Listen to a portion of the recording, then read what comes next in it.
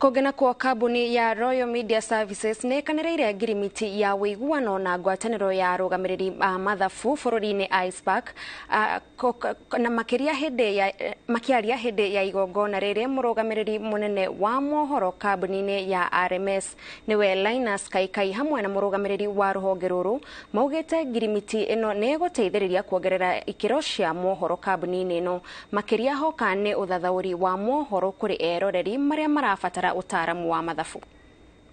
This arrangement, we get expertise of financial nature in terms of the commentary that goes into our stories, whether it's the coverage of budget and whether it's the coverage of government expenditure.